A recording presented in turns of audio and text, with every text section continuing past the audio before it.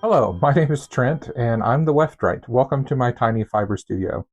I recently acquired the electric eel wheel yarn counter. Maurice at Dreaming Robots, who makes the yarn counter, is a really amazing creative inventor and astute businessman who creates really reasonably priced tools for fiber artists. Right now, I think the product line is the electric eel wheel, which is a spinning wheel. I think it's in version 6.0, and the electric eel wheel nano, which is a very small spinning wheel.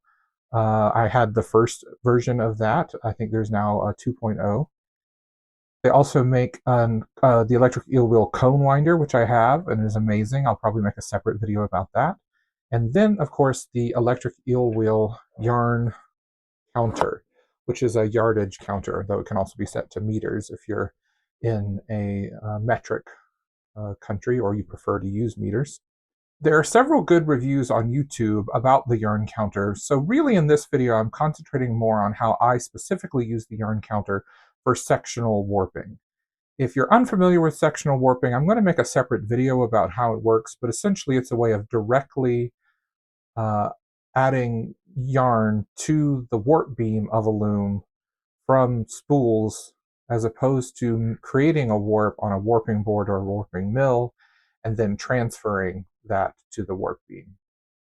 So the issue that I have with sectional warping is my loom is fairly wide. This is David 3, who you've seen in a previous video, and the weaving width is about 43 inches, which means the loom itself is almost 50 inches wide. So when I'm on the side of the loom winding on the warp, I can't see the yardage counter that I had formerly on my tension box. It was just a standard mechanical yardage counter. So one of the things that really excited me about the electric eel wheel yarn counter is that the display is digital and it works completely digitally, which allows me to set a target length. So when for instance, this warp that I just put on the loom was 16 yards. So I set the target length for 16 yards.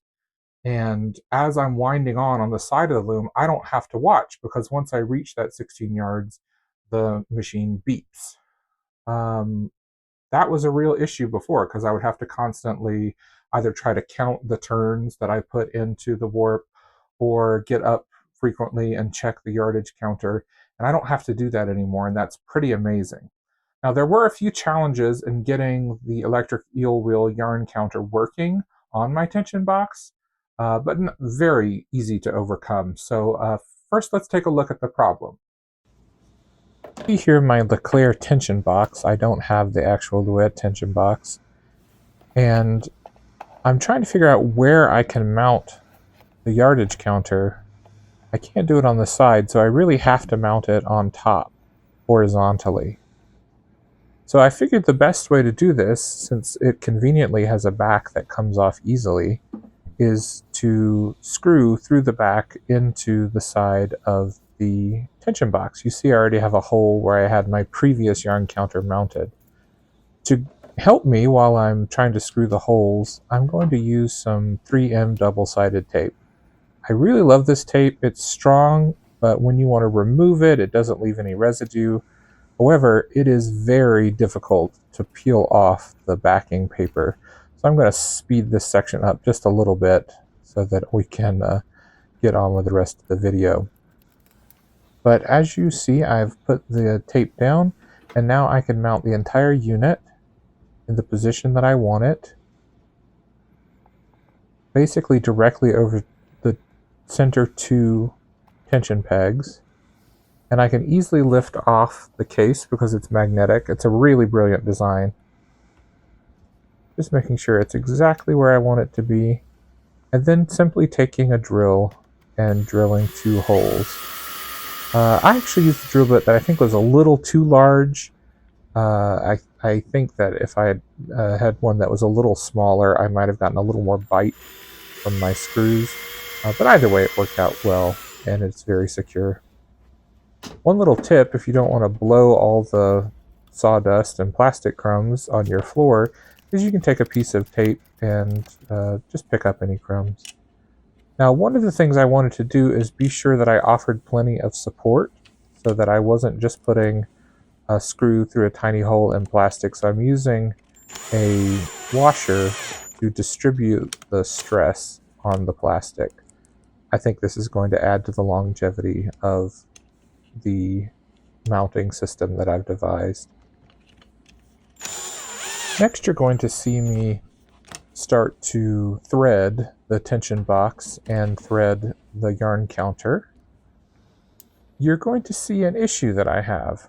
So it's fairly easy to thread. Obviously, you go through the first yarn guide.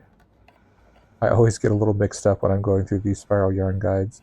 And then because I'm using a fairly fine smooth yarn, I'm going to wrap around the counter wheel twice and then go through the second yarn guide. And you'll notice right here, the second yarn guide falls down. This is the problem that I was talking about having, is there's a little bit of play. They spin in their holes a little bit, so these yarn guides move when I put them under tension. And that's not going to work properly. You see here a close-up of the issue. So I figured out a simple fix for this was just to take the yarn guide, flip it upside down. You can see right now the yarn guides are just held in with a piece of fiber tape. What I want to do is glue them in place. I'm going to use a cyanoacrylate glue, something like a super glue. And just to give a little more bite, I like to clamp into the metal of the yarn guide just a little bit to rough it up. That'll give me a little more purchase with the mechanical lock of the super glue holding it in place. I did cheap out on my super glue. I bought the store brand and it is very runny and it kind of got all over the place. So I would recommend getting a branded super glue that is maybe a gel, probably a little easier to use. But either way, it worked out fine and it made the project nice and rigid.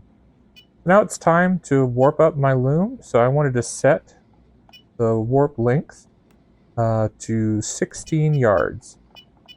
You long press to move the place, and then you short press the up and down keys to set what number you want. It's a fairly easy system, but if you didn't read the instructions, it may not be apparent. Now that I've set my yarn counter to 0, I can wind on the warp. Now you'll see me going fairly quickly as I'm winding on 16 yards, and the diameter of this warp beam is fairly small. But as I get closer toward the end, when I know that my section is full, I start to slow down because I don't want to overspin, because it's very hard to reverse what you've done and put the warp back onto the spools. This is one of the issues I have because I have to go so slow, stand up and check, and worry about not stopping in time.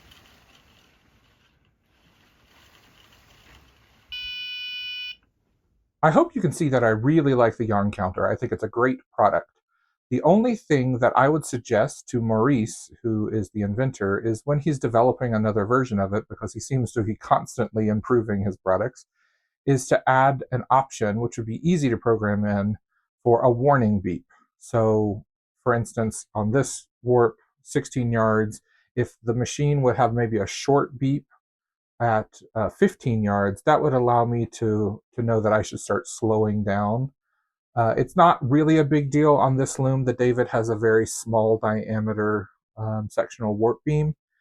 So if I have to go around one extra time, it's not a lot. But I did have a Leclerc with a full yard warp beam. And if I missed that and I had to go around another time, that would be an extra yard wasted on each of those cones. So I think that warning beep would be really, really helpful. That's about it for this video. If you would like to see more things about fiber art tools, about weaving, spinning, machine knitting, dyeing, please subscribe. I really enjoy doing all of these videos, and I hope that you enjoy watching them. Thank you.